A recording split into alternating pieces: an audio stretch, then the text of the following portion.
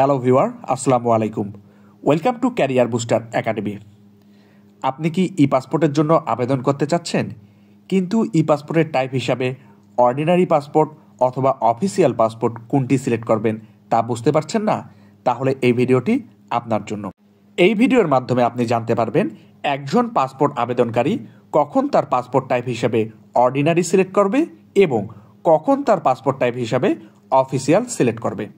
আপনি যদি বাংলাদেশের সাধারণ নাগরিক হয়ে থাকেন এবং আপনি যদি ই পাসপোর্টের জন্য আবেদন করতে চান, সেক্ষেত্রে আপনি আপনার পাসপোর্ট টাইপ হিসাবে সিলেক্ট করবেন অর্ডিনারি পাসপোর্ট।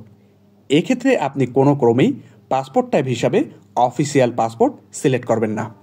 আপনি যদি ছাত্র হয়ে থাকেন, অথবা আপনি যদি ব্যবসায়ী হয়ে থাকেন, অথবা আপনি যদি বেকার হয়ে থাকেন, আপনার পাসপোর্ট টাইপ অর্ডিনারি হবে, কোনো ক্রমেই পাসপোর্ট টাইপ অফিসিয়াল হবে না। কিন্তু আপনি যদি একজন সরকারি চাকরিজীবী হয়ে থাকেন এবং আপনি যদি ই পাসপোর্টের জন্য আবেদন করতে চান, সেক্ষেত্রে আপনার যদি এনওসি থাকে, অর্থাৎ নো অবজেকশন সার্টিফিকেট থাকে, সেক্ষেত্রে আপনি আপনার পাসপোর্ট টাইপ হিসাবে সিলেক্ট করবেন অর্ডিনারি। কোনো ক্রমেই আপনি আপনার পাসপোর্ট টাইপ হিসাবে অফিসিয়াল পাসপোর্ট সিলেক্ট করবেন না।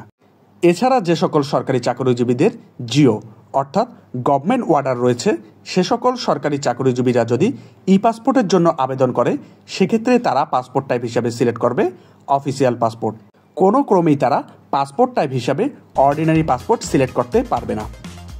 ই পাসপোর্ট আবেদন সম্পর্কিত যদি আপনাদের কোনো প্রশ্ন থেকে থাকে, সেক্ষেত্রে আপনারা কমেন্টের মাধ্যমে জানাতে পারেন।